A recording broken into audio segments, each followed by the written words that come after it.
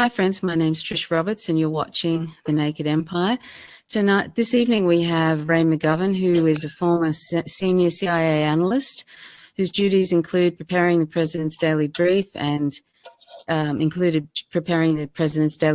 sharing national intelligence estimates. He is a member of the group Veterans for Peace. Ray McGovern leads the Speaking Truth to Power section of Tell the Word, a publishing arm of the Ecumenical Church of the Saviour in inner city Washington, a former co-director of the Servant Leadership School from 1998 to 2004. He has been teaching there for more than 20 years. His current course is on the morality of whistleblowing. Ray came to Washington from his native Bronx in the early 60s as an Army infantry intelligence officer, and then served as a CIA analyst for 27 years from the administration of John F. Kennedy to that of George H.W. Bush. Ray's duties included chairing national intelligence estimates and preparing the President's Daily Brief, which he briefed one-on-one to President Ronald Reagan's 5 most senior national security advisors from 1981 to 1985. In January 2003, Ray co-created Veterans Intelligence Professionals for Sanity to expose how intelligence was being falsified to, quote, justify, end quote, the war in Iraq.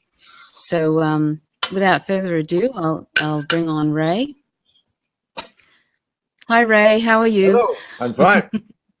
So I'm in Tasmania and Ray is in Washington, D.C., so that's quite a distance, and hopefully we won't have any tech problems. So Ray, I thought we talked about it and we thought we might start off with the, there's been a lot of mainstream media, I guess you can call it propaganda really, about Russia in the last year or so in relation to the so-called hacking of the DNC, and I wonder if you could just talk about your view of that. Was it a hack or was it a leak? And the NSA, of course, we both talked about that too, and how it would have been so easy, right, like that, to sort of for the NSA to work that out. But anyway, I'll leave that to you to talk about. Well, Tricia, you're quite right, and this is one of the most important aspects of this.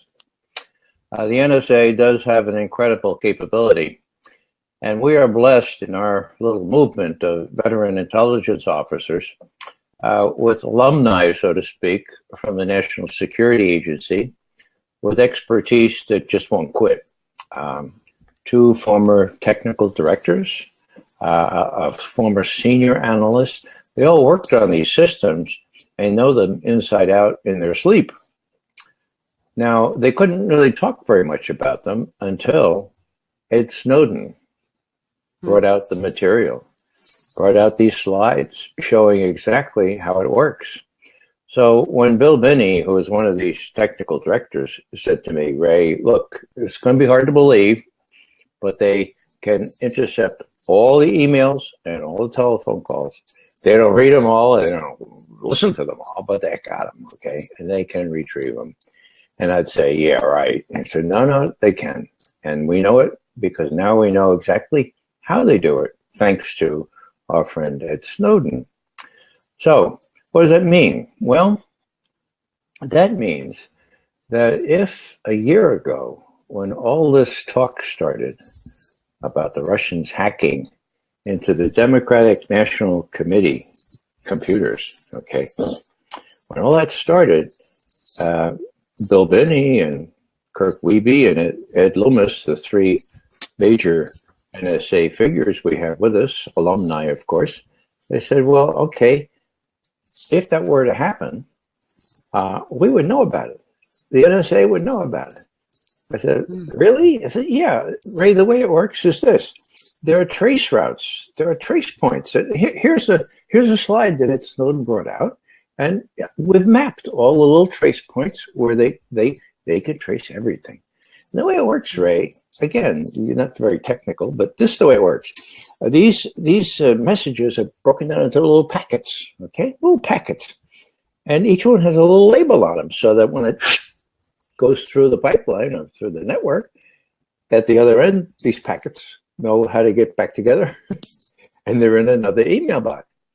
And so all this stuff is very easily controlled and very easily monitored. So if there was a hack, they would know about it. Now, Julian Assange, I mean, we have an expression in NSA. We call the coverage that is administered to Julian Assange cast iron. Okay? That means that nothing gets in there.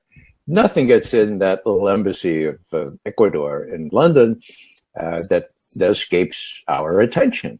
So, and for all his lieutenants as well. So, cast iron coverage. So, if there was a hack, a Russian hack or any kind of hack from the Democratic National Committee computers, NSA would have the goods. Now, we published on that.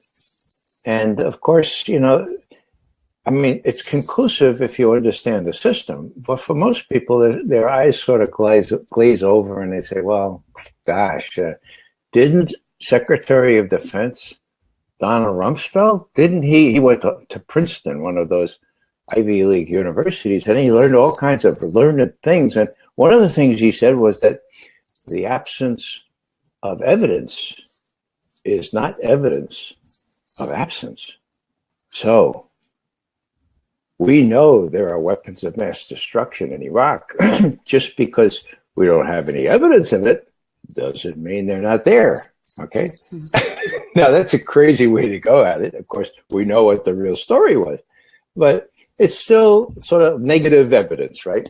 If it happened, we would know about it. Now, what happens? All of a sudden, 2 months ago, a couple of very, very independent, very, very truth-minded individuals that really are in the same wavelength as us, no agenda, just trying to find out what really happened. One fellow goes by the name of Adam Carter. He's in London. Another fellow calls himself Forensicator. Now, why are these pseudonyms? Well, what they're saying is really, really explosive. And they realize the long arm of MI5 or the CIA, FBI could easily snap them up. So they try to protect themselves in a rudimentary way. So what happened? Well, they looked into the celebrated leak that took place, hack leak. I'll explain. On the 5th of July, 2016, okay? This was the one that everyone said showed that the Russians hacked into the Democratic National Committee. Now, what did they find? Well, they looked at what's called the metadata, the information that goes along with these messages. They found out, whoa, that download from the network took place at a speed, megabytes per second. I won't go into the numbers because, frankly, I forget them. But megabytes per second, that's far in excess of what you can do over the internet. What's the result of that? Well, that means it was a thumb drive that you put into a computer and you download it because it was exactly the same speed that you download onto a thumb drive. Whoa, what does that mean? That means it couldn't have been a hack by Russia or anybody else over the network, over the internet, because the internet capability was not high enough for that speed. So we have the principles of physics here, and we have the known capabilities of the internet. And so couldn't have been a hack. So what else did we notice from that information? We found out that this operation at the Democratic National Committee computers or servers took place in the Eastern Daylight Time Zone. Not Vladivostok or Khabarovsk, but it could be Bangor, Maine, or it could be Miami, or places in between, maybe Washington or New York, Brooklyn. So that was another telltale, really, really interesting thing we found out. Then we found out that the fellow that took credit for all this and said he was working for Julian Assange, right?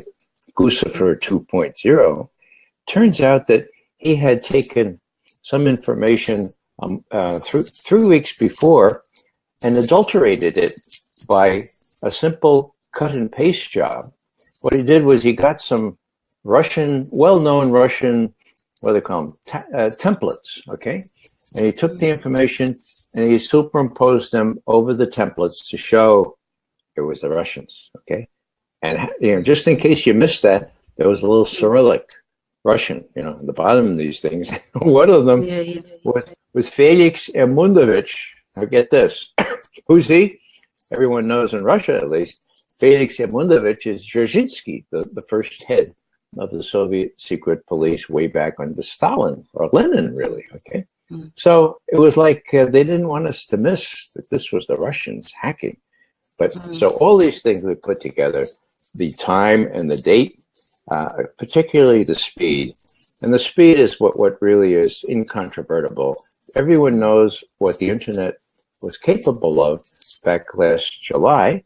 And they know that the speed with which this was put onto an external storage device, like a thumb drive, was far in excess of what the internet could have done. Now, what happened? Well, they couldn't get their findings published. The findings were scrutinized by other scientists and engineers and found to be valid. And so we were tipped off to this, and I asked our NSA, National Security Council, National Security Agency, former employees, what do you think of this? And they looked at it real carefully, and they said, Ray, QED. Now, for people who are a little younger than we, when they complete theorems in geometry these days, perhaps they don't put the QED at the bottom as we were required to do, but QED means quod erat demonstrandum, which means that which was to be demonstrated. Okay? Right. That's which was to be proven. So what Bill Binney is saying, look, I've been saying for a year, it couldn't be a hack.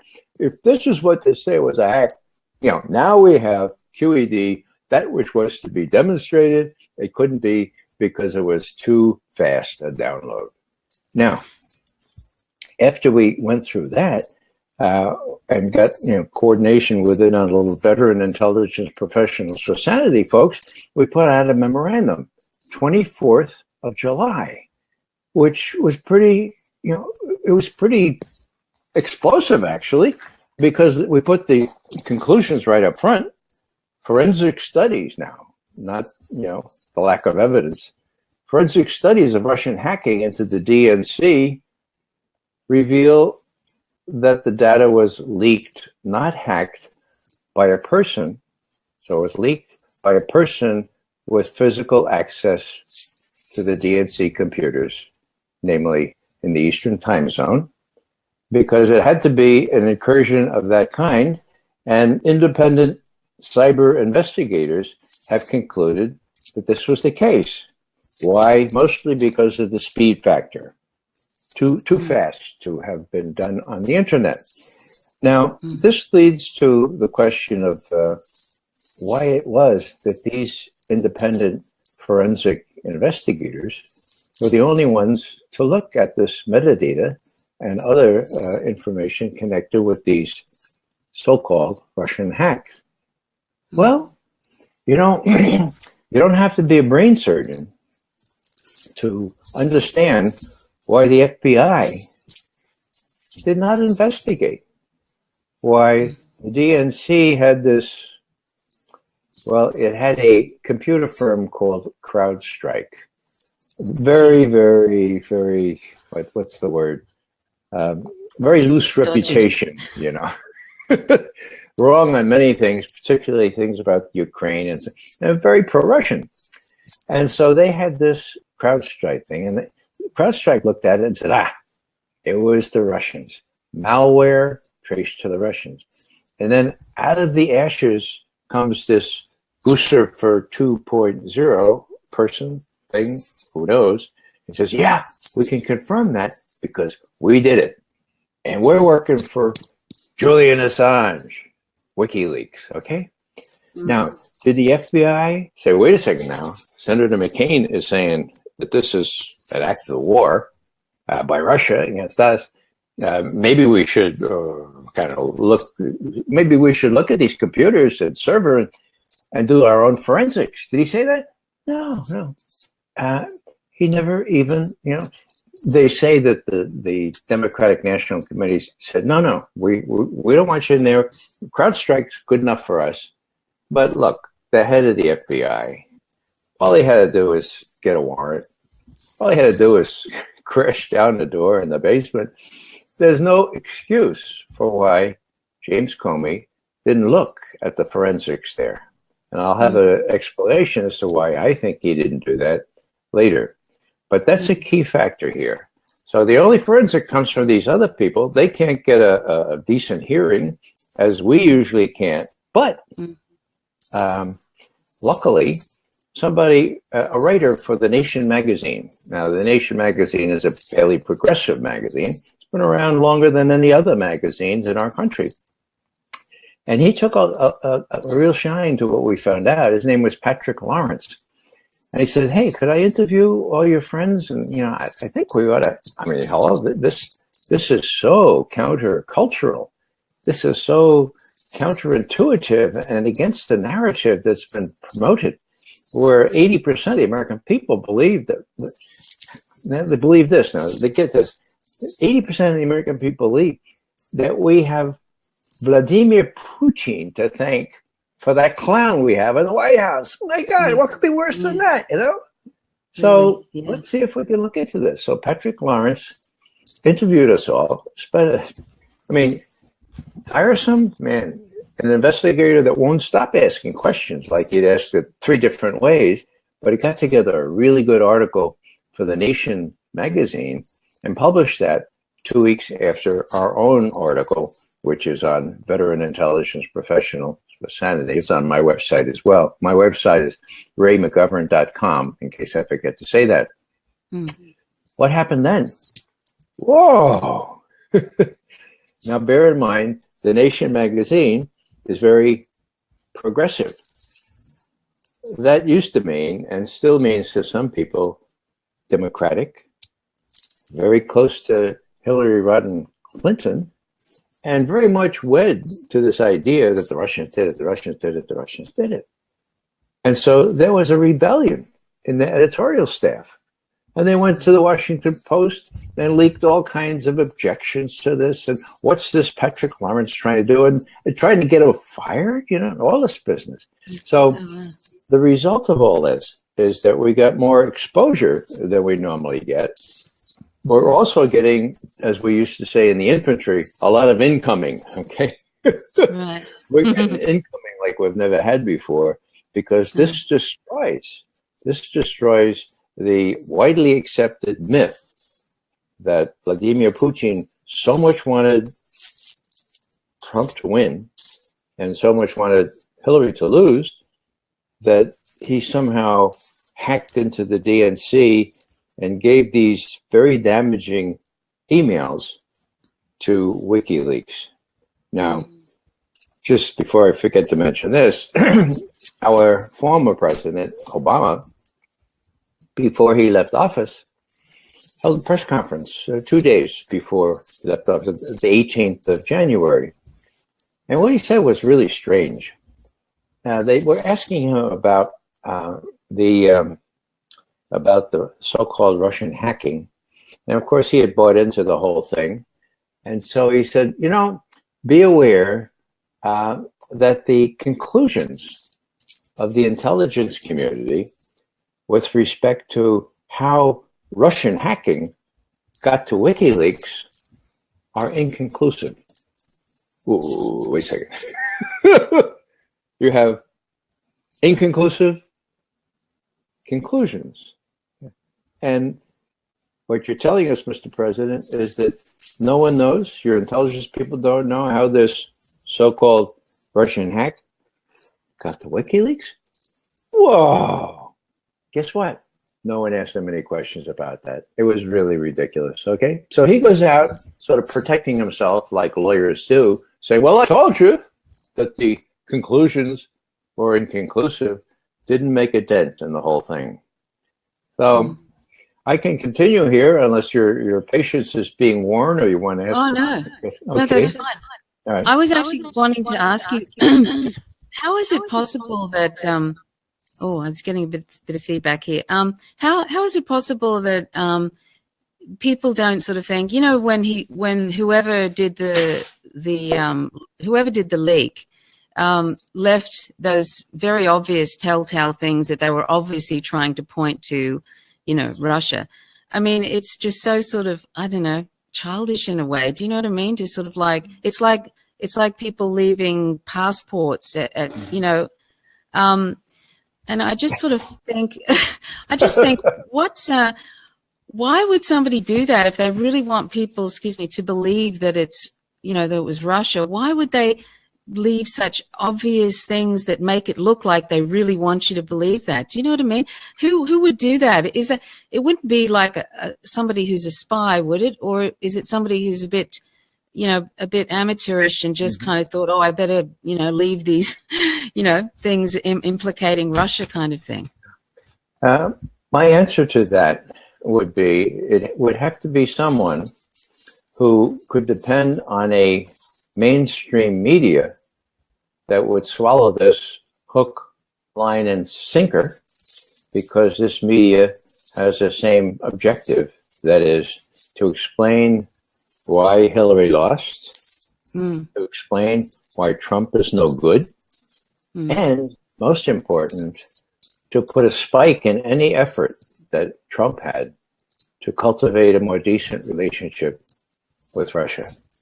So it was an all-purpose thing. And unfortunately, in our country, perhaps it's somewhat similar in yours, most people don't really look beneath the headlines. Most people put their feet up at night, feed the children, and then kind of relax and watch Fox News or something like that. And they think they're getting the news, but they're not. And so just as before Iraq, and this is important, I started getting really involved in these kinds of things when I saw that my former colleagues were violating our ethos of speaking truth to power.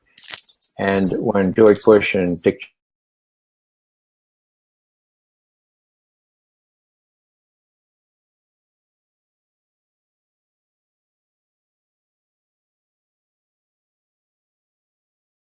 evidence, and they fabricated the evidence. Now, most people think that the evidence was, as Cheney and Bush say, it was unfortunately mistaken.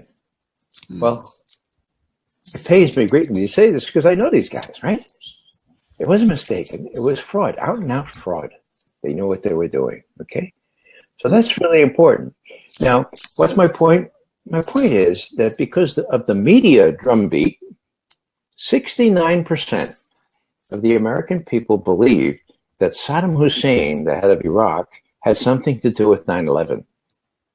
Not only that he had weapons of mass destruction, which he didn't, but also that he had this sinister nexus with Al Qaeda. That's what Colin Powell, the Secretary of State, called it, a sinister nexus. Okay, so they have these ties, operational ties with Al Qaeda, and most Americans bought that. So right before, do they still buy it, Ray? Do you think? Has it clicked now because it's been so much evidence out that was just a big fraud, basically? Well, you know, I hate to say this, but there's not a lot of interest in this. I mean, this, 15 years ago, 14 years ago, the attention span is not very great. And again, the media is not going to say, whoops, we either participated in a fraud or we were so naive as to drive home this fraud. So again, it's the media. And, you know, I'll just say this one time because I try to remember to say this. When you're as old as me with this color hair, right, and you've been in Washington 55 years, you've seen a lot of change, right? But there's one change.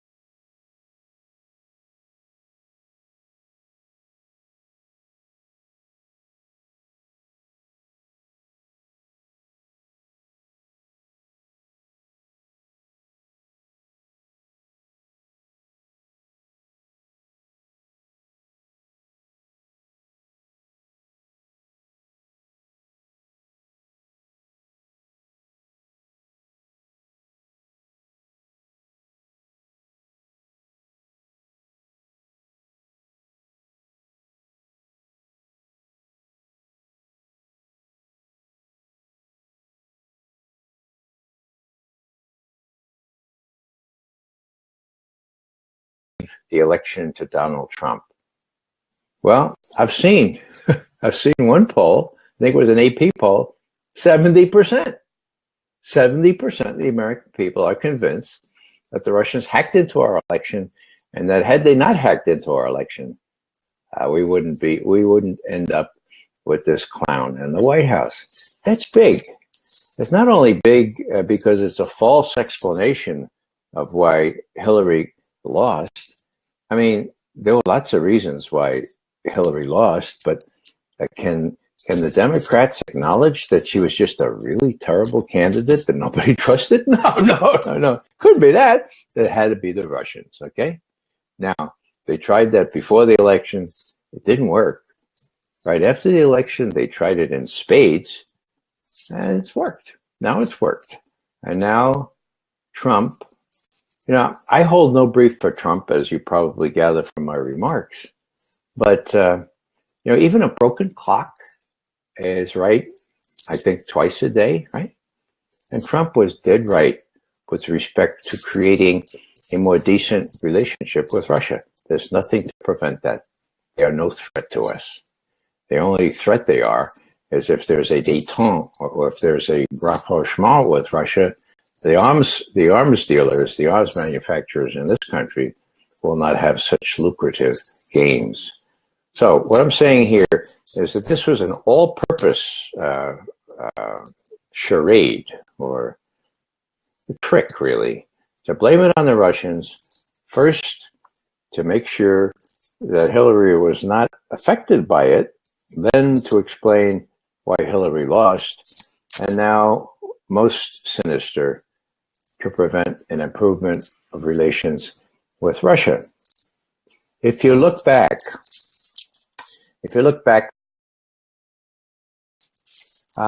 it's really kind of very revealing because, let's go back and talk about a different subject, related but different. So we're putting a dividing line here. Okay.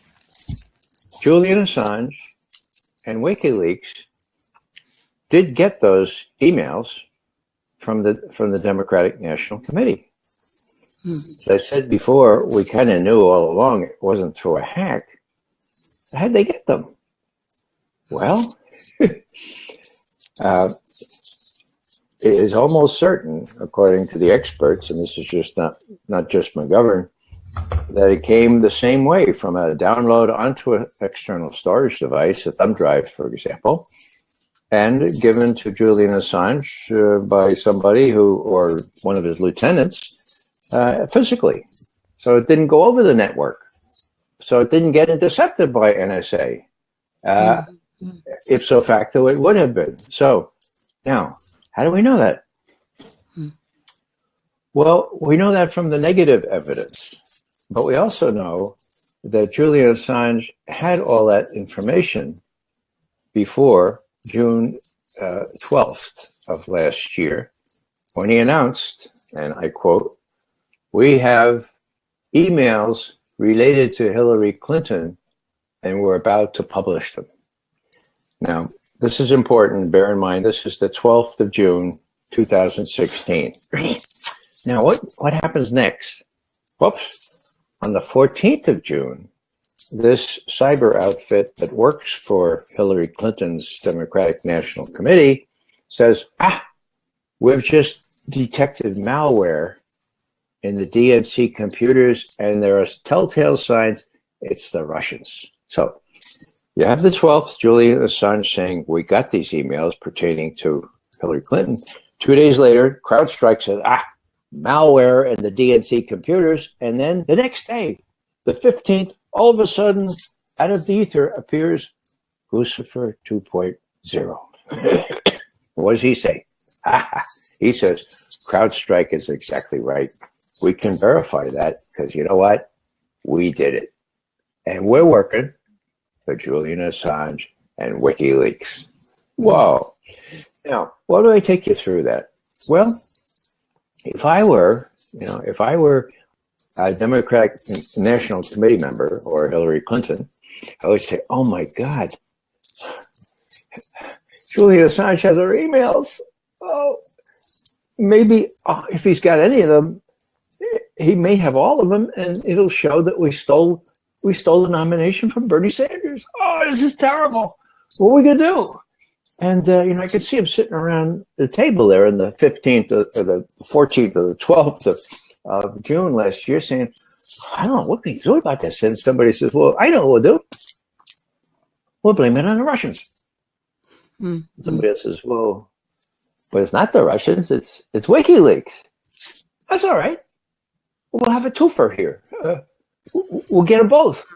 We'll say that there was a hack here, the Russians. It was given to WikiLeaks, and so the kind of Hillary and the others said, "Well, is that the best you can do?" Well, it's not so shabby, because we can get the media to climb onto this, and if and when Julian Assange releases these things, mind you, he just announced he had them on the 12th of June. He eventually released them on the 22nd of July. Okay, well, if he does release them, then we say it was the Russians, it was the Russians, it was the Russians, and then maybe nobody will look at what's in the emails. Mm-hmm. Work like a charm. Work like a charm. And didn't it? Well, they needed the complete cooperation of the media, and the media gave it that. And there's all kinds of interesting things when you're a CIA analyst. You have to do all kinds of things, like read memoirs and make sure you cover the press completely, and so we could see what was going on here, and we could notice that there's something very strange here. And that when Hillary Clinton's PR person, her name is Jennifer Palmieri, she wrote a big article, front page article for the Washington Post, and she said, "Wow, we had to go around to all the cable and other outlets at the convention. As a matter of fact, I took a golf cart. And our mission was to get them to run the story that the Russians hacked into our things, and they want Clinton to lose, they want Trump to win."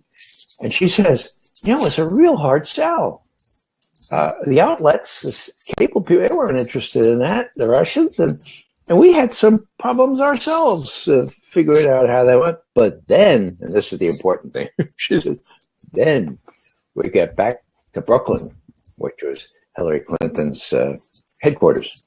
And then some intelligence people and some journalists who have good ties with intelligence started giving us the real information about the hacking. And better still, the Obama administration would confirm these stories that we got from the intelligence people. Then we were in business. Then we could put out a story, and would have some substance behind it, because the Washington Post and the New York Times, the Wall Street Journal, they had enough to go on. So then it was a case of trying to tar Trump with cooperating with Putin, and trying to defeat Hillary.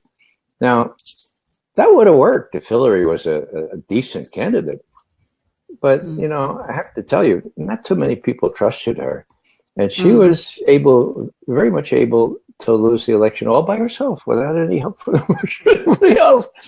And that's what happened. Now, sequel to it, after she lost, then the intelligence agencies and the DNC went into high gear, okay? They actually tried to prevent the body that the college of the body of people who actually do the actual voting in December. They tried to prevent them from voting for the way they're supposed to for Trump. That didn't work, and then they decided, well, at least we can make sure that Trump can never reach out to Russia to have a decent relationship. And as transparent as these efforts were and are, most American people are blissfully unaware of them. And when you're talking about relations with the other nuclear superpower, and there are still basically two, and you're destroying a relationship to make it, I have to tell you, it's just as dicey, just as tense now as at any time during the 55 years I've been focused on this. That matters. Because if I were Vladimir Putin, and I think I can pretend to know out of 55 years how Russian leaders look at things, I would have my strategic forces perhaps not on the highest alert, but on a higher alert than normal, because there's no telling what Trump or these generals that he has. Mad Dog is the name of his defense minister. And he's proud of that. So that's bad. And that's all the DNC. All the, like even Sanders voted for Mad Dog Matters. I mean, guys, the war crimes in Iraq and stuff. I mean, wow.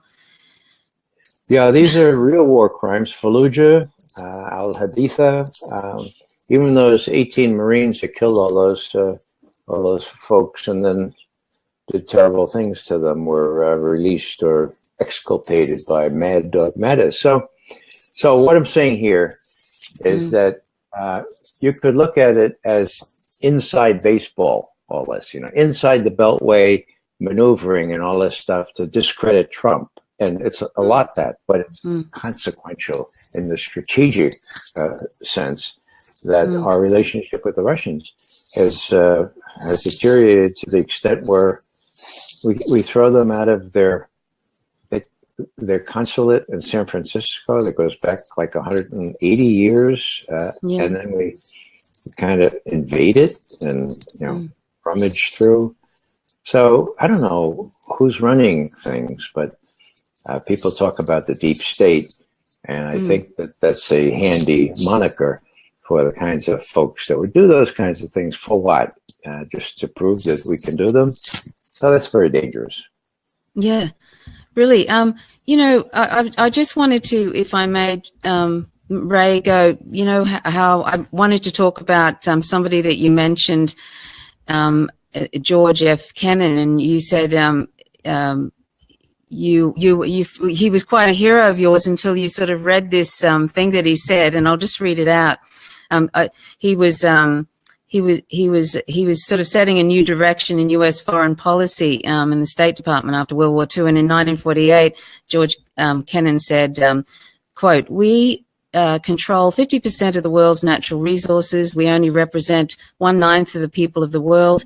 Therefore, we must do all we can to preserve this lack of proportion. We cannot be diverted by soft concepts like civil rights, human rights, and other soft things if we want to preserve this imbalance. Sooner or later, we will have to resort to very hard tactics," end quote. And he was saying basically it's kind of been that way ever since, really, the sort of U.S. foreign policy. And when I was thinking about when Hillary Clinton, during the Democratic National Congress speech, she said, quote, "America is great because America is good." And when she was saying that, in my mind, it almost reminded me of, the sound, that movie, The Sound of Music, where everybody gets up at one point and starts singing "Tomorrow Belongs to Me," tomorrow belongs. And honestly, I thought, it just really did, it was sort of like, it was scary when she said that. And, I was thinking, that's a sort of this idea of American exceptionalism in quotes. And I just wondered if what you think about this idea of American exceptionalism. Well, it's hard not to be kind of snide about it. You're quite right in pointing out that after World War II, and I have to say that I was alive for all of World War II, having been born just 1 week before Hitler drove his tanks into Poland, okay? So I grew up in the aftermath of the war, but the war was a pervasive atmosphere during all my youth. And when I went to Europe very, very early on, I could see what the war had wrought. America has no sense of that. we're very fortunate with these two oceans, but that's the reality. If you ask an American about World War II, and you say, well, there were pretty heavy casualties. How many American soldiers died? And they'll say, oh, we know that. That's almost 500,000. Again, how many Russians do you think died? And so, oh, maybe even more, maybe a million. And then I say, well, would you believe 25 to 27 million? No, it couldn't be that, you know? And it's just a lack of education, lack of appreciation who really turned the Nazis back, okay? Yeah. And they did lose 27 million. Or Putin says 25 million. Well, I'll take 25. That's an awful lot. So we emerge as the sole indispensable country in the world right after World War II. Okay? Now, you heard what Kennan says. We're only 1/9 of the world's population. Now I think we're sort of like 1/12 to 1/13 or something. And so our foreign policy, and bear in mind, this was the first paper written by the newly established policy planning group of the State Department, which Kennan headed. So our policy has to be to maintain this lack of proportionality, this disequilibrium, you know. And he's talking about raw materials. He's talking about the riches of the world, the mineral wealth, and all that kind of stuff. So, and then he says, now we can't be diverted by soft concepts like altruism and human rights. There'll come a time when we have to resort to hard power. Well, that's what happened. For a while, there was a rivalry with Russia, with the Soviet Union, and the Soviet Union imploded. Okay, so now we're fast forwarding to 1989, 1990, and the immediate years after that, and we become indisputably the sole indispensable country of the world. Now, when I lecture at colleges, I like to spring this on the students. I say, well, now, you all know what synonyms are? And most of them say, oh, yeah, that's a like word. I say, well, how about an antonym? Maybe you get one or two, you know, say, oh, yeah, that's an opposite word. Yeah, I said, okay. So what's the antonym for indispensable? Yeah, I think, well, would it be, I guess it's dispensable. Yeah, that's right. So all the other countries are what? Dispensable, right? We're the sole indispensable. So what do you think about it? How do you think other countries look at that, you know? And is it going to be very true very longer? Well, no, it's not going to be, okay? It's already not true. But it kind of reflects this city on the hill mentality, which is reinforced by the fact that nobody's knocked us off the hill. Nobody's invaded us, you know? And so we are sort of inviolable, indispensable. And, you know, it's really, really interesting because Vladimir Putin, after he bailed President Obama out on Syria, and very briefly, Obama was about to attack Syria, a independent country violating international law, and it all had to do with a chemical incident, which we know was a false flag attack now. But Putin says to Obama, they're up in St. Petersburg for one of these summits, and he says, you know, we can get the Syrians to destroy all their chemical weapons. And we know what they are. We gave them the designs for it, and we know where they are. So how would that be? They can get you off the hook here. Obama said, you can? He said, yeah. Tune in to TV tomorrow because the Syrian foreign minister is going to announce that he's willing to give up all his chemical weapons, that is, all the chemical weapons in Syria, under UN verification for destruction on a U.S. ship specifically outfitted for such purpose. And Obama said, wow, that would be great. Okay. Now, did that happen? Yeah, it happened. Do Australians know about that? Well, not if they're like Americans. That's sort of a memory hole. That happened. So My point is this. On the 11th of September, 2013, just as Putin had persuaded Obama, look, you don't have to attack Syria. We're going to get rid of the so-called casus belli. At that time, he wrote an op-ed for the New York Times. Vladimir Putin did, and was published on September 11th. Probably, coincidence. September 11th, 2013. And he said, and this is what he said, I am very happy with the new atmosphere of trust that exists between our two countries and between us two presidents personally. And he went on in that vein. But the last paragraph says, Putin, the only thing I really object to is the notion that there are indispensable countries in the world. There are weak countries, there are strong countries, there are democratic countries, there are people on the way to democracy. But he finishes up by saying, all are the same in God's sight. And I think we need to recognize that. Whoa! So here's Putin giving Americans through the New York Times. I guess they didn't feel they could excise that last paragraph, as they do with my paragraph. But the idea is that, not the idea. I have a very, very good source that says that Putin wrote that last paragraph himself. He had somebody else do but then he wrote that in. Now, that was September 2013. What happened after that? There were the Sochi Olympics, where Putin's vision was fixated on the prevention of terrorist events. There were all kinds of people, the Saudis and the Chechens and so forth, threatening. Okay, he gets through that. He finishes up with a sigh of relief on the 21st of February, 2014. And what happens? The West mounts a coup d'etat on Russia's doorstep in Kiev, in the Ukraine.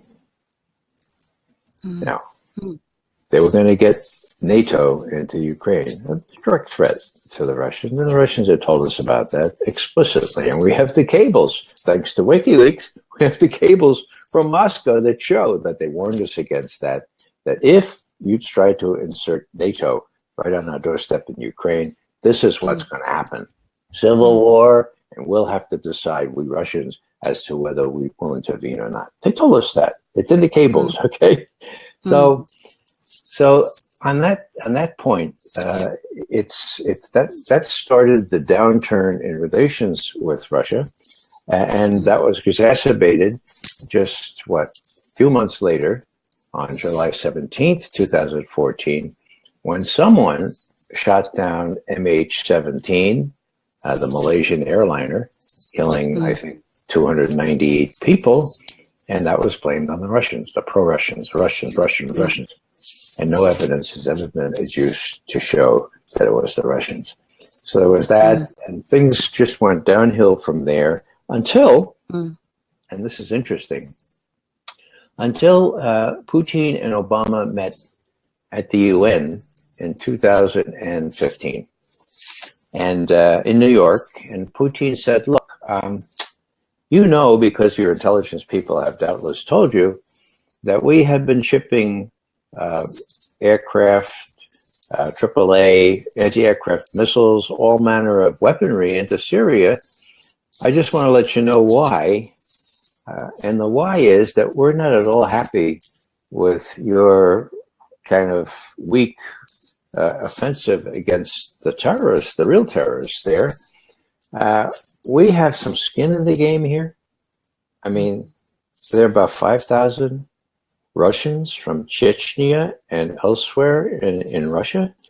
They're going to come back to Russia, well-trained, well-equipped to do terrorism in our country. So I just want to let you know, Mr. President, that we're going to use that weaponry the day after tomorrow. We're going to start using our Air Force to go after these terrorists that you really haven't even touched, including all those trucks that carry the oil into Turkey, so the Turks can rearm, pay by pay by rearming the terrorists. So that's what happened. And for the next year, Obama and Putin, his foreign minister, Sergei Lavrov, and John Kerry tried to work out a ceasefire. Now, they got a ceasefire. It took 11 months, but they got one, okay? They got one, 9 months, I guess it took.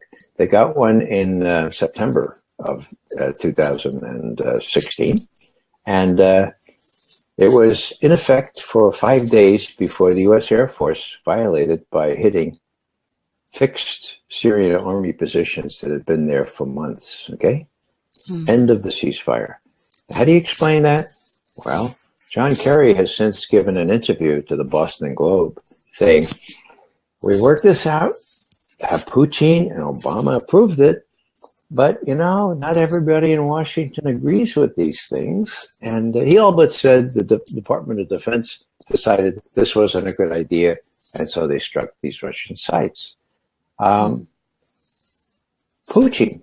2 months later, at one of these conferences that they have in Valdai in southern Russia, he says, you know, I don't know how this happens, but the President of the United States and I agree on something like a ceasefire.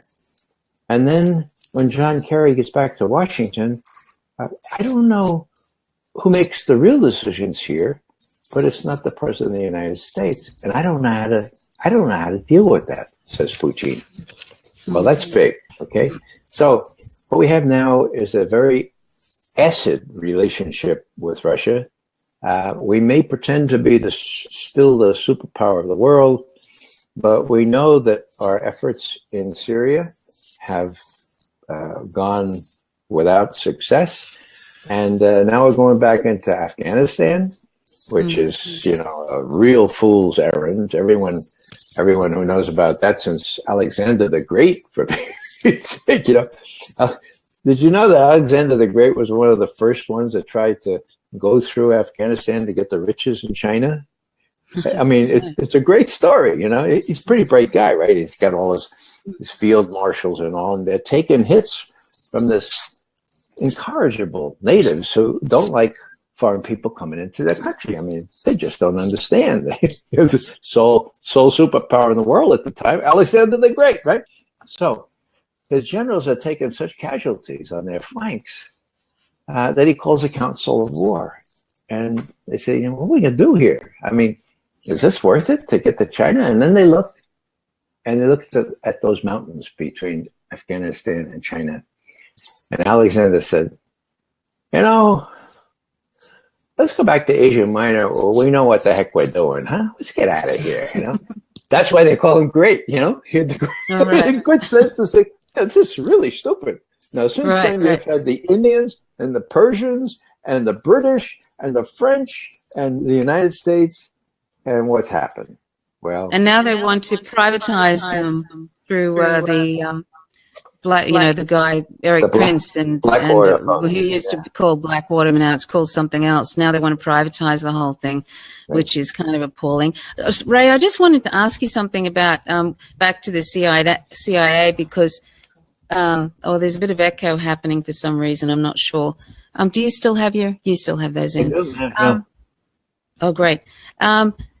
Hopefully it'll settle down. I was just wondering, you know, the CIA is like 70 years old now, and I just wondered. You mentioned that there was this like a structural flaw in the way it was created, in that they brought in individuals that were sort of basically into overthrowing governments, and so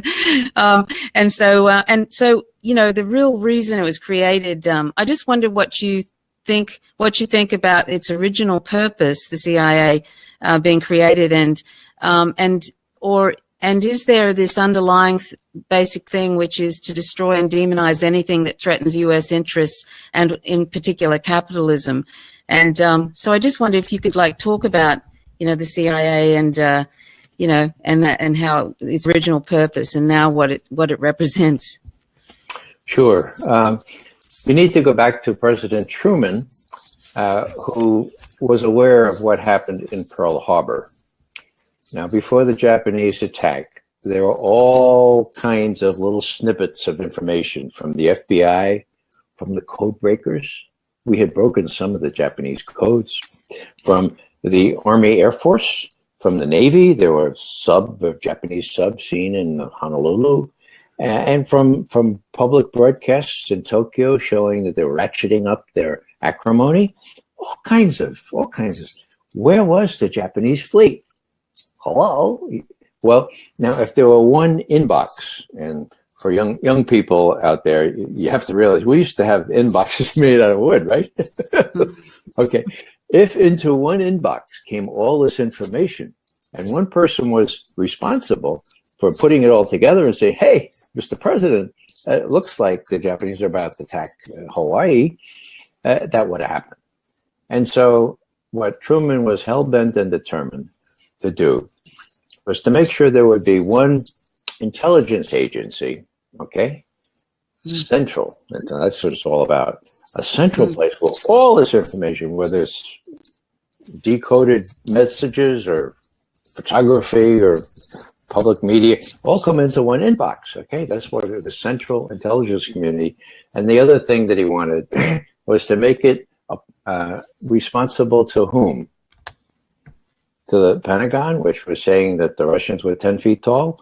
I don't think so. To the State Department, was always defending its policy? I don't think so. He wanted to make it responsible directly to him. And that's what he did, okay? His idea was to have an outfit that could speak truth to power in those terms, that would speak without fear or favor, and would have, and I worked in that, okay, would have career protection for telling the president the truth. Now, if you were president, Tricia, wouldn't you want to have one place to go where you could depend on that, right? One place to go without an agenda, right? So that's what attracted me to the CIA. And I was able to function in that way for almost the entire 27 years that I stayed there as an analyst. Toward the end, it got a little raggedy when Bill Casey and Bobby Gates took over. So what happened? Well, the legislation was all prepared. We're talking 1947, right? Right after the war. It's all set to set up this analysis agency. Would it be secret? Well, there's some information that you have to collect through clandestine means, right? You have to run your own spies. So, oh yeah, it would have to be secret. I mean, because the collection would have to be kept secret, the spies protected. But that was the name of the game. Now, at the same time, back from the war came the swashbuckling heroes. This is not to take anything away from them. I mean, these guys and women were incredibly brave, imaginative, and they were real good about things like overthrowing governments and, incidentally, bringing Ho Chi Minh into Hanoi on their shoulders, literally, after he and his troops had sent the Japs packing, Japanese. Okay, so what do we have here? We have a bunch of people, thousands of them, coming back from the war, and they're saying, well, thanks a lot for the applause. And the applause, as I said, was well-deserved. But they're like, have any work for us? I mean, should we go back to academe or law firms or corporations? Should we hang around? Now, 1947, right? We have the Russians already overrunning Eastern Europe. We have the Russian secret police, the Soviet secret police, spread out around the world, causing mischief of all kinds, including overthrowing governments. So the idea was, and George Kennan, who we mentioned before, was the primary proponent of this. If the Russians are doing anything, we have to be able to do them too. Okay? So the question was, let's tell them to stay here in Washington. We got work for you to do. We may have a government or two to overthrow by and by. So what was the problem? The problem was it's kind of hard to set up a department for overthrowing governments or an agency for overthrowing governments. Just in those days, at least, and we didn't have regime change. Maybe today we could have a agency for regime change. Okay, we do actually. but it just didn't sound right, right? So somebody got the really stupid idea to say, oh, look, we have this analysis group, and they're going to be secret because they'll be running spies to get information, to collect information. So, yeah, we'll put the overthrowers of government in with the analysts, and it'd just be one big happy family, and they'd be all the secret, right? So that's what I refer to as the structural fault from the beginning. They were inserted there at the last minute and justified, and this is interesting, in the legislation, the president is given this power. It reads this way: the director of the CIA shall perform such other tasks and functions as the president shall from time to time direct. I'll say it again. Director of the CIA shall perform such other duties and functions as the president shall from time to time direct. Period. Whoa. Yeah. You know? Can I ask you? I'm sorry.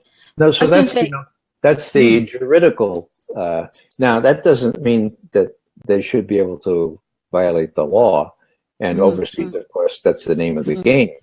But they take liberties with the law here in these United States as well, as we've seen over the last several years.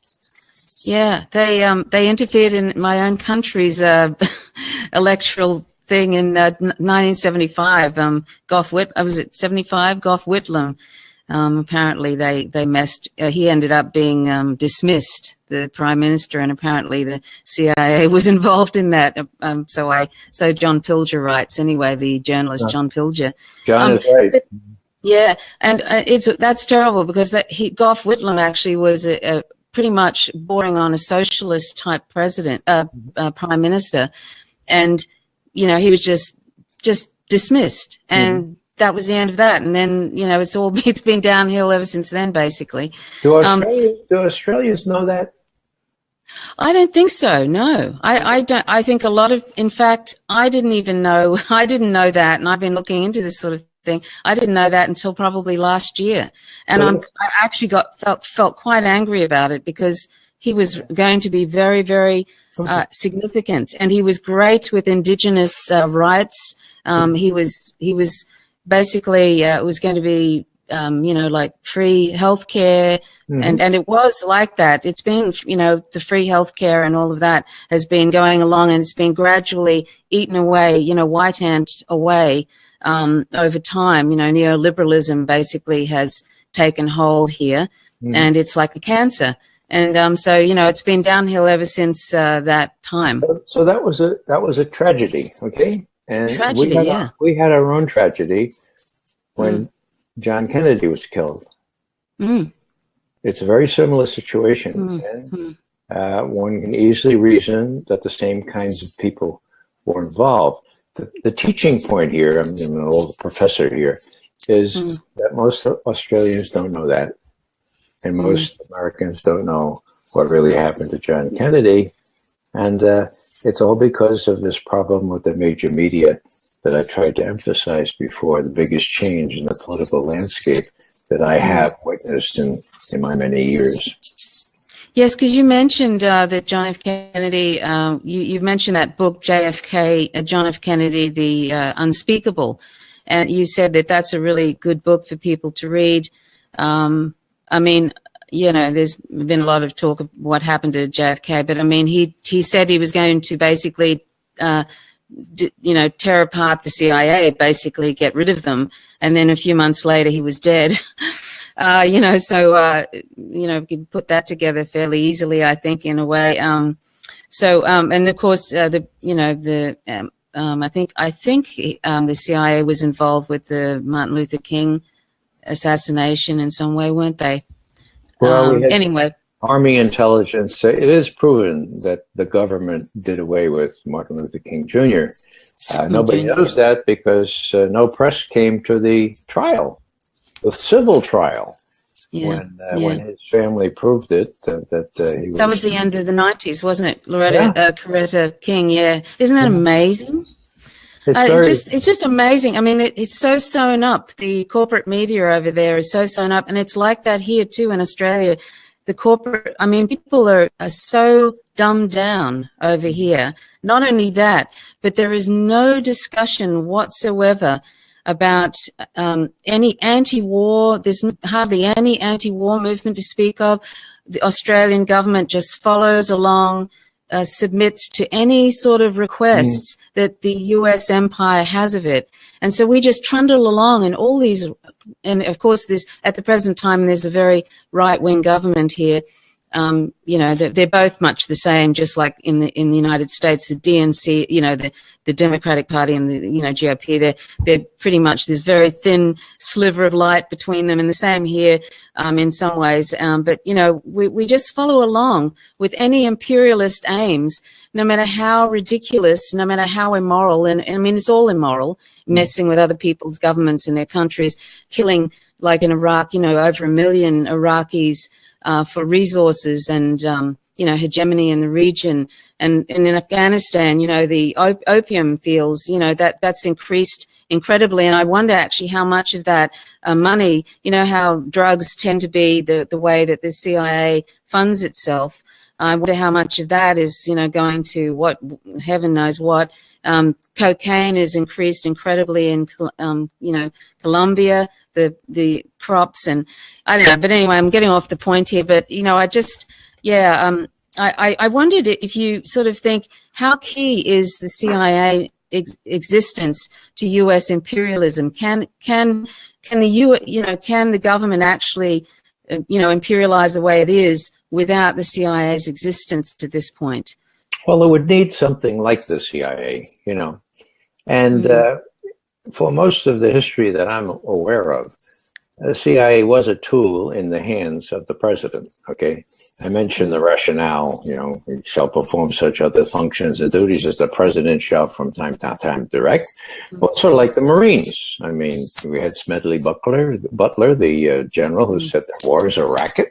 I was a high-priced racketeer, putting down people in the Caribbean and Central America, and so if you have this imperial outlook at things, and if you want to economically dominate the world, you're going to need an instrument like this, whether they call it the CIA or the Defense Intelligence Agency or whatever. They don't call it overthrowing governments, but that's part of the woodwork, as we explained, or regime change. So it's this sinister thing where, as Vladimir Putin said in that op-ed in the New York Times, if you consider yourself indispensable, then you arrogate to yourself certain rights that are at odds with what we know as the international principles of law, which really have been in effect since the Treaty of Westphalia, the 17th century, for God's sake, when the Europeans finally said, hey, instead of killing each other off, there might be a better idea here. Let's have borders between our countries, and let's have kind of laws that make it frowned upon to cross the border. That was 17th century. So we're sort of degraded, and I don't know how it is in your country, but when we marked the 800th anniversary of the famous agreement where King John was forced to acquiesce in the Magna Carta, that was 800 years ago, 1215, a couple of years ago. I suggested we ought to have a funeral. We ought to have an inquest, or maybe we ought to bury the Magna Carta, because one of the cardinal provisions, habeas corpus, my God, the right to find out where you are and why you're there, and all that. Habeas corpus, done away with in our country. Yes, the Patriot Act is basically, basically now the government can assassinate citizens, and that's okay. They can hold them without trial and without counsel, and that's okay. And that's just kind of slipped under the carpet. Like, I don't know if many Americans realize that, that they can be assassinated legally in their country now. I mean, they've already assassinated, I think, 4 U.S. citizens, including Anwar al-Awlaki, and it's actually legal in the the NDAA. Yeah. It's like, the National Defense Authorization Act, where the Army could come in here and say, all right, McGovern, you're talking to the Australian person, go to Guantanamo. We got a place for you there. I mean, yes, that's possible. I know. I know. I mean, and this is the sort of, and yet this sort of propaganda which is put out all over the world. And Australia still thinks that the US is, the land of the free and what I mean? They still think of that it's the bastion of all that is good. And yet at this present time, there's 8 different wars and backing the Saudis in their genocide of the Yemeni civilians, which is an appalling. It's happening right now. 1 child every 10 minutes is dying of famine and disease, and it's all U.S. backing of the Saudi monarchy. Basically committing a genocide in Yemen. All these things are going on, and yet I don't know. People just are sitting on their hands and watch. I don't even know, 1, if a lot of people even know it's happening, but 2, if they do, what on earth? Well, why are people not, sort of saying something? I mean, you said this very interesting thing in one of your interviews where you were talking to a group and somebody said to you, but 3 or 4 troops each week is a little price to pay for oil. And, and you sort of thought, oh my, goodness. And this was sort of in, I don't know, Virginia or something. It was up north. And there were, do you want to sort of speak a little bit about that and how you felt about that? Yeah, this was about 12, 13 years ago. And I was giving a talk, and then we had assembled in the back. A lot of people still interested in chatting. And this well-heeled young man, all dressed up to, really nice. And he says, he's about 35, I guess. He says, now, Mr. McGovern, you have to recognize that, 3 or 4 or 5 GIs, soldiers killed every week is a very small price to pay for the oil that we need. Now, I looked around that group. It was in a pretty well-heeled suburb of Milwaukee, I think it was. Yeah, it was. And I expected to see, kind of, my God, did he just... But that was always it. What's McGovern going to say to this? And it was just such a jaw-dropping moment for me. Yeah. And I said, well, I don't agree with that. I don't think that's right. And he just did an about face and marched off to his, his Mercedes-Benz SUV. Yes, because it's not his son. It's not his son that's being one of those 4. That's exactly right. But I'm going to invoke the Noah principle now, if you allow me.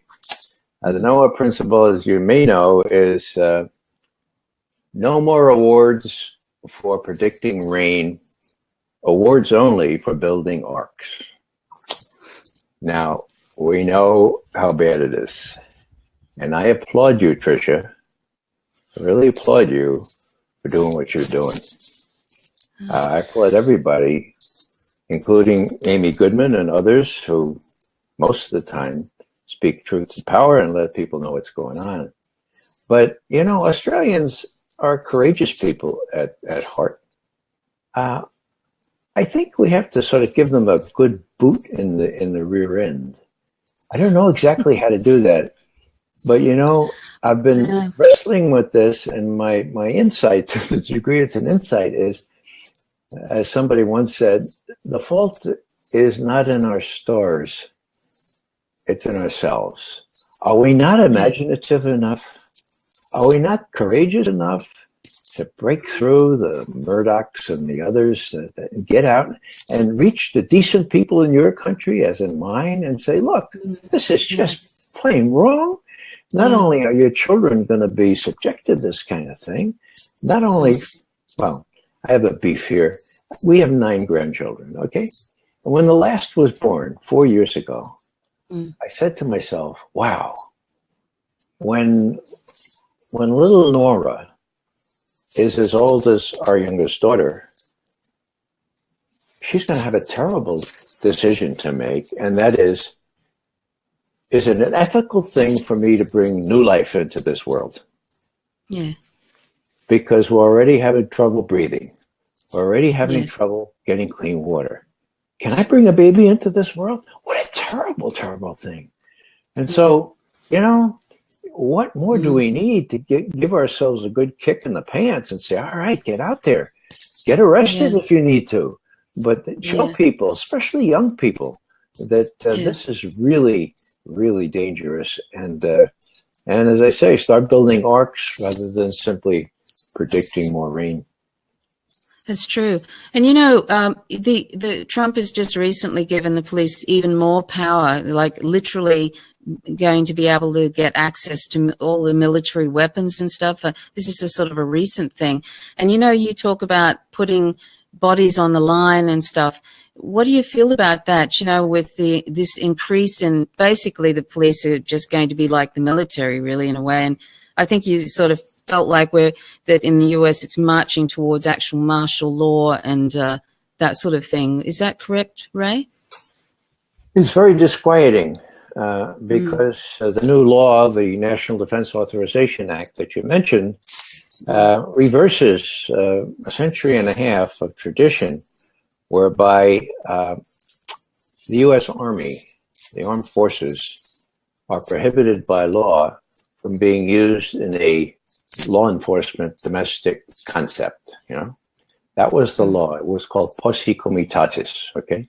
Now the NDAA, the National Defense Authorization Act of I think 2012, or if I have that right, 2012, yeah. Reversed that. Okay, and said no. Now the president can use these troops in any way he needs to preserve order in the country. And also to wrap up people who are suspected of giving support, material support to terrorism. So now how's that going to work out? Well, I don't know.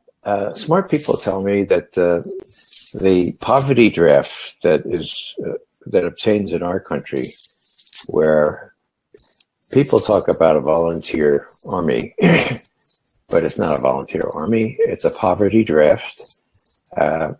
More than half of the people who serve are from the inner city or towns in our country of less than 50,000 people. These are people who are deprived of the advantages that most of us have for an education, for a good job, and so they gravitate toward the army. Now, I don't know if they would have the gumption, as so many did in Vietnam, to disobey orders, to say, no, I'm not going to lock up these people. They look just like me. These are people who are just trying to get their rights or not. But that's the big unresolved question. What is clear is that what Obama, when he saw the Occupy movement, do you remember the Occupy movement? Yes. Okay. Yes. That was perceived as a big, big threat. It was put down mercilessly, okay? But they were planning for the future. Like I could see the congressman saying, suppose instead of 5,000, suppose there were 50,000. And suppose they surrounded the Capitol building or our offices and we couldn't get home for our martinis in Georgetown. Oh, what could we do? Well, we could call the National Park Service police. Oh no, they've shown far too much sympathy for these riffraff. Oh, well, we got the Secret Service. Nah, there aren't enough of the Secret Service. Oh, we've got the Capitol Police. No, the Capitol Police, they're good at, using those machines so you can't bring a weapon, but we got the DC Police. No, the DC Police, 90% of them look like the demonstrators. What we can do? And then somebody says, well, it looks like we have to go to the Army.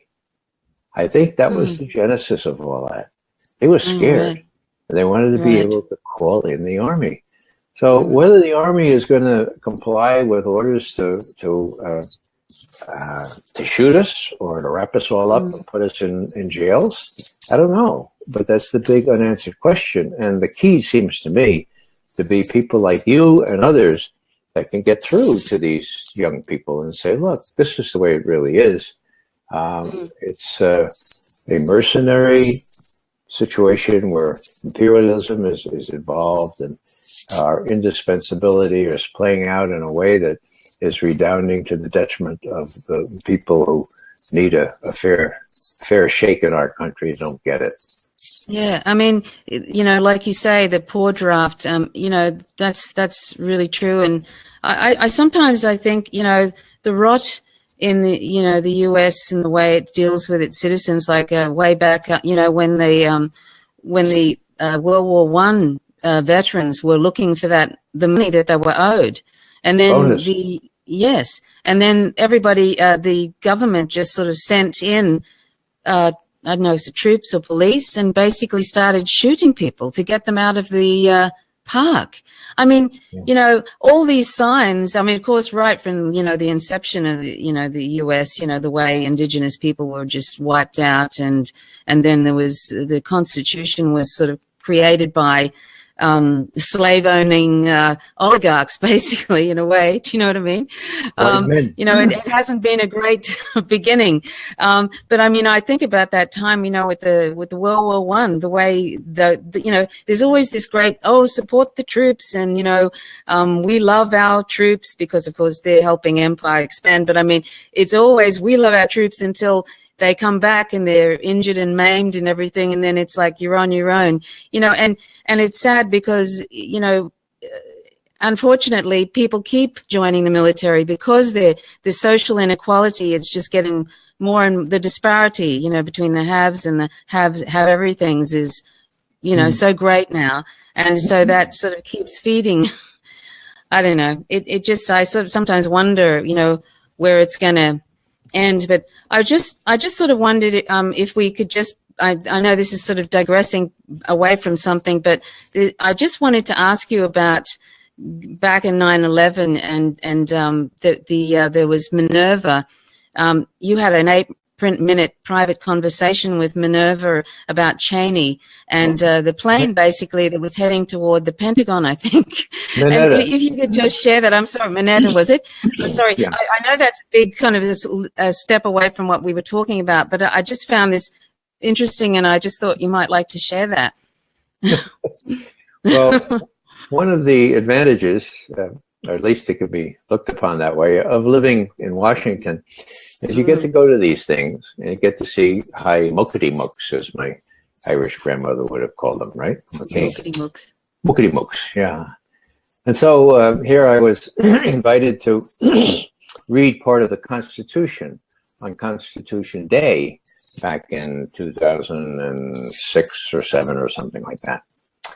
And I noticed that Mineta, who had been Secretary of Transportation during 9/11, that he was going to be reading a couple of amendments after me. And I did a little reconnaissance, and I saw how people were being let out if they wanted to leave at that point. And so I stationed myself in this little, well, grandiose little corridor there at Georgetown University and waited for him to come out. And he came out. And you have to know the culture in Washington. No one can possibly forget somebody who might be important, right? So here I was dolled up. I had a tie on, all that stuff. I looked like I could possibly be important. So I said, Secretary Mineta, Ray McGovern. And he looked for a second. Oh, yeah, Ray, sure. You know, so we shake hands. And then I said, Secretary Mineta, do you have a second?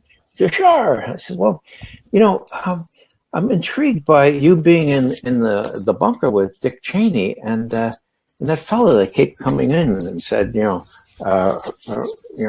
minutes out or 5 minutes out. And what do you think that was all about? He says, I don't know. I said, well, who was, did you ever figure out who that guy was that kept saying Cheney now? And you going to change your orders? I said, no. I said, well, did he have a uniform on? No, he didn't have a uniform on. I said, but you never checked to see who we got? No, I didn't. So I said, well, that was just before the plane hit the Pentagon. So don't you think that maybe there was at least a temporal relationship there, perhaps even a causal one? He said, well, that plane that went down in Pennsylvania, that one went. I said, no, Secretary Manette, I'm talking about Pentagon, not the Pennsylvania. But, Pennsylvania. Well, he had this kind of thought process that kicked in. Whenever you're confronted with what happened in that bunker with Cheney, say Pennsylvania. I said, Pennsylvania. It was really ludicrous. He went on for about 2 whole minutes about Pennsylvania. I said, no, Secretary, time out, Secretary. I'm talking about the Pentagon. He said, well, I have to go now. Yeah. What's that all about? What's that all about? Really? And so a little interesting aspect here. 3 weeks later, I had to speak in California. So I landed in this plane in San Jose, California. And the name of the international airport is Norman Mineta International Airport. Yeah, right. So if you play the game right, you could get an airport named after you. Really? Well, it happened with Norman Mineta. So I don't frankly know what to make of that, but it smelled to high heaven. And he seemed to really speaking from Roche, like, don't go near there. Dick Cheney is still alive. Funny thing, we need to keep our sense of humor in all this, right? Mm-hmm. So really? When Dick Cheney kept getting really sick and going to the hospital, I have a woman friend who was really, really very devout Christian, and she came up to me at one point and she said, Ray, when Dick Cheney goes into the hospital with these serious heart ailments, I pray so hard, but I don't think the good Lord here's my prayers. I said, why do you say that? And she said, well, because he always gets better. Oh, Jesus. Whoops. Hey, Ray, I'm going to jump a bit all over the place here because there's some little sort of things I wanted to ask you that they probably seem a bit unrelated. So please excuse me if it doesn't flow very well. But I just wanted to ask you about, because the NSA basically receives and it basically has all the emails that just particularly in the United States. And so it has all and before I suppose Congress even realized that, it had all their, correspondence and all of that. So highly blackmailable material the NSA has. Right. Mm-hmm. So with that, there's sort of basically I suppose if anybody steps out of line, somebody who's associated with the NSA can just say, well, do you remember that phone call you had with that particular woman, yada, yada, yada, or that, deal that you did with such and such, and basically can always corral them to do what they want to do. I mean, with the NSA still functioning like that, it can't possibly, not that I'm saying that most people in Congress aren't, I mean, they basically, like you talk about the blood-soaked, they're basically doing whatever the arms industry want them to do in some ways, really, aren't they? A lot of them, they should be wearing logos of the different, like Raytheon and on their shirts and stuff. But, the NSA, it has highly blackmailable material, like how all those people are, they're like little puppets really in a way, aren't they? Anybody could just step in and say, excuse me, we have this on you. Don't go that way. Is that sort of... You're quite right. And this is J. Edgar Hoover on steroids, okay? Because J. Edgar Hoover used to do wiretaps. Now we have... Right. Don't need a wire anymore. It's wireless, right? No. And I'll give you an example, which really, I think, speaks to this problem. 10 years ago, after George Bush and Dick Cheney started what Nuremberg called a war of aggression, okay? Out and out, simple war of an aggression. The Democrats took over the House of Representatives. The year was 2006. 2007, so exactly 10 years ago, Cindy Sheehan and I had an interview with John Conyers, who was the chair of the of the House Judiciary Committee, which, of course, is the committee that needs to start impeachment proceedings. Okay, so we're saying, my God, finally, thank you. We've got a majority in the House. If starting a war of aggression, torturing people, kidnapping, and illegal eavesdropping, if that's not enough to impeach somebody, something wrong with this, okay? Somebody doesn't understand what our founders had in mind when they put a very orderly process into our Constitution, which allowed people to deal with this in a very considered political manner. High crimes and misdemeanors, you impeach. Okay, so we went to John Conyers, Cindy Sheehan and I, and there were about 3 of his lawyers in the background. And I said, so what are you doing? And so we said, well, we're here to make sure that you're going to start impeachment proceedings. And he said, oh, no, I can't do that. And we looked at him and he said, well, you're the chair of the Judiciary Committee. You actually were on the Judiciary Committee when the impeachment articles were voted for Richard Nixon. Why can't you do that? Oh, no, Nancy Pelosi, Speaker of the House, she says no. So you can't do that because your Democratic leadership says no. Well, why do they say no? Well, she says that if we impeach George Bush and Dick Cheney, we'll appear divisive, and then we won't win as many votes in the next election. And I'm thinking, my God, our founders turning over their grave, for crass political reasons. You can't impeach because then you won't win as big in 2008. And so I said, but, it's your duty to impeach under the Constitution. He looks at me, he says, okay, Mr. Head Spy. He says, there's nothing in the Constitution that says John Conyers has to impeach the president. Now, get out of here. I refuse to leave. It's the only time, many times I've been arrested, that I was convicted, convicted of illegal assembly, because I couldn't, in good conscience, leave that office simply having been told we can't impeach. Now, what's the point of my story? Okay, the point of my story is I'm telling all this to the former technical director of the National Security Agency, the NSA. His name is Bill Binney.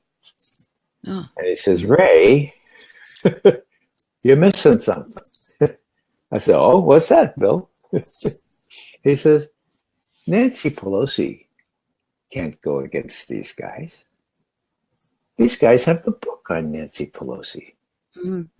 They can say, we briefed Nancy Pelosi on the torture, and she said, no problem. We briefed her on the illegal surveillance, which we did, says Bill Binney, and she said, no problem.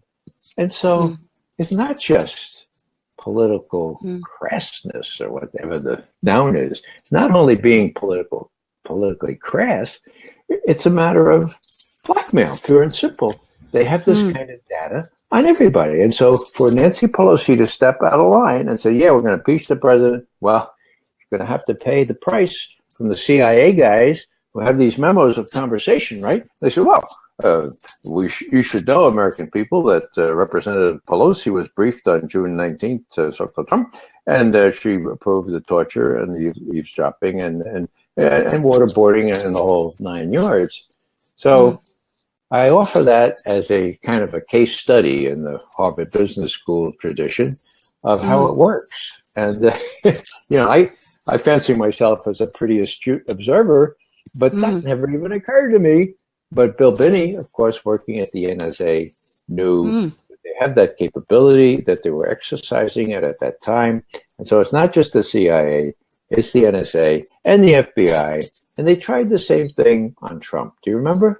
Even before he took the presidency, they showed him this dossier that some British people had, this terrible stuff that he was said to be guilty of having done in a Moscow hotel and that stuff. It was James Comey, the head of the FBI, who stayed behind to show the president-elect what they had on him. So, sinister? Yeah, sinister. If I were Trump, would I resent that? I sure as heck would.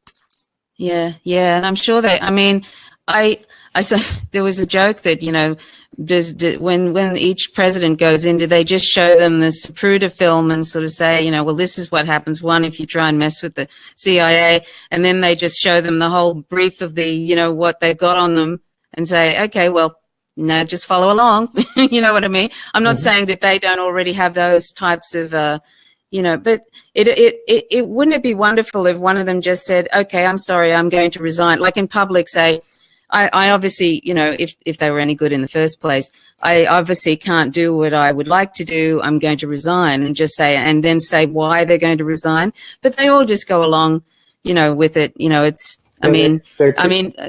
they're creatures of the system to begin with.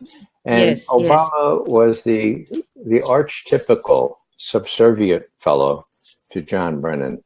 And I can prove that in so many ways. When John Brennan hacked into the Senate computers, and when John Brennan resisted the publication of the Senate report on torture, Obama was with him 110%. It was only because of some gutsy senators that executive summary ever got out. So there's lots of evidence that Obama became very, very aware very early on that his freedom of maneuver was very circumscribed, and that he could be president and for 8 years, just as long as he didn't cross the military-industrial intelligence complex. Yeah. And I was mentioning to you earlier about Tulsi Gabbard introducing that bill into Congress to stop the illegal funding of terrorists. And I mean, the fact that somebody can actually, that bill actually needs to be introduced into Congress to stop the illegal funding of terrorists. I mean, if it weren't so sad, it would be really funny. And it just sort of, and like Hillary Clinton, through the Podesta emails, we find out that she knew that Saudi Arabia funds terrorists, and, she was receiving big donations from them, and all this, it's all sort of out in plain sight. And it's like, what happens? Like there's no reporting of it. The fact that somebody even has to say that, I mean, they're doing it anyway. The U.S. is funding, these terrorists that they call moderate rebels that are basically pillaging and raping and destroying each one country after another. It's a great little band of like mafia that are going through and helping, achieve hegemony in the region. But I just find that amazing that somebody has introduced a bill and it hasn't made any ripple in the mainstream media, and that you know what I mean? It's just, well, I do know what you mean, yeah. And what I would stress here is that when Ronald Reagan decided to make a war on the government in Nicaragua and use the Contras to do this, it became so apparent what was going on. Salvador, Nicaragua, some of the leading Congress people went down there and found out that they were murdering nuns and priests and anyone who was struggling for justice. And they came back and they passed legislation forbidding the supply of money and arms to these disreputable folks. Now, that was the genesis of the whole Iran-Contra stuff, because Bill Casey, head of the CIA, decided, well, we have to fund these guys some way. And so they, long story, they got the Israelis to give some tanks to the Iranians, they got some money back, and they gave them to the Contras. So there's precedent there. In other words, Congress can do this. The fact that Tulsi Gabbard has gotten no support at all speaks volumes about the present coloration of Congress. So you're right to focus on that. Tulsi Gabbard is one strong, very, very good congressperson. I just wish there were more like her. Yeah, although I've seen that she's been sort of like supporting some of the imperialist aims, though I've noticed that, she can do that on one hand and yet sort of is totally fine with some other things that are happening. I don't know. But anyway, I wanted to ask you also about, how with the electronic voting machines, they're hackable. And, I mean, here in Australia, we have paper ballots, and, you can really, really tell. Also with the exit polls, you can tell what's happening with elections. But in the United States, it's like, every election seems to be that there's this lots and lots of discrepancies, and then the electoral infrastructure has been handed over to Homeland Security, which so it's basically.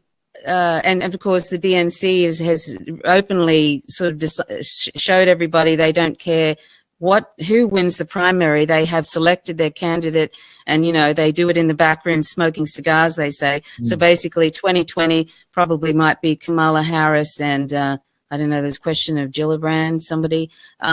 And I'm just thinking, with all of this going on, and also the fact that there isn't any preferential voting, there's no sort of, ranked choice voting or anything. And also the fact that Jill Stein recently, they did this lawsuit where they were trying to get, into the debates, and the judge has just thrown that out.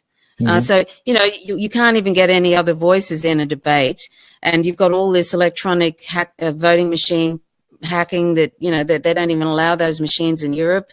And then you've got the corporate media basically refusing to show anybody else. So I think it was proven that it's actually an oligarchy in the United States. It's not really a democracy. But how on earth is there ever going to be any other voices, you know what I mean? Like, where is this leading?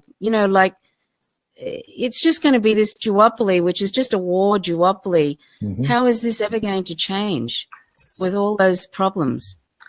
Well, there's been a lot of rain falling, and we're going to build some arks. Oh. We're going to get out in the street.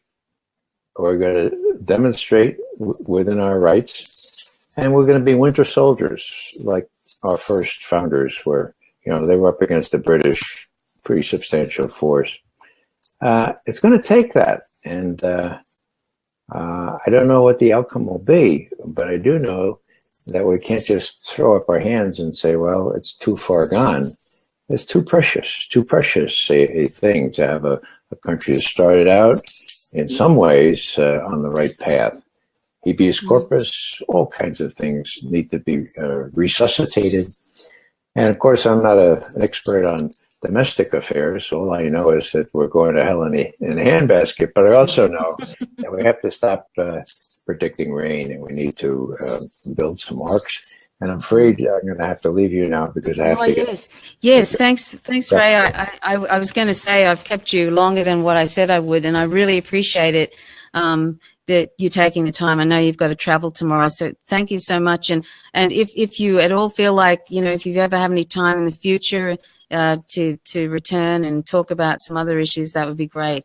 Be happy to do that. Meanwhile, people can see me on or can read me or see my film clips and so forth on raymcgovern.com. And if I don't mention that, then my webmaster, who happens to be my youngest son, gets very angry. raymcgovern.com. Well, thank you so much, Ray. It was a pleasure, and I really appreciate it. And thanks so much, everybody, for watching. And next week, I'll let you go, Ray, so I'll just exit the screen so you can go. Thanks so much, Ray. You're most welcome. Mm-hmm. Okay, thank you. So next week, friends, we'll have Dr. Dahlia Wasfri. Actually, before that, we have John Preisner again on Wednesday. Wednesday at 9:15 p.m. Eastern Daylight Savings Time. John and I are going to have another go at, you're welcome, Lauren. We're going to have another go at talking about DPRK and his recent trip there. We tried last Wednesday, and unfortunately there was a lot of John has a bit of a poor internet connection at the time, so he's going to try at a different location. So next Wednesday we're going to have another go, and that's at 9:15 p.m. Eastern Daylight Savings Time. And after that, we have Dr. Dahlia Wasfri, who's very, very interesting, and that's on Friday, 9:15 p.m. Eastern Daylight Savings Time. So thank you so much for watching, and that was very interesting. I had a lot of other questions I wanted to ask Ray, but I didn't realize we were already half an hour over time. So thank you so much for watching. This is my name's Trish Robertson. You're watching The Naked Empire. Till next Wednesday. Bye for now.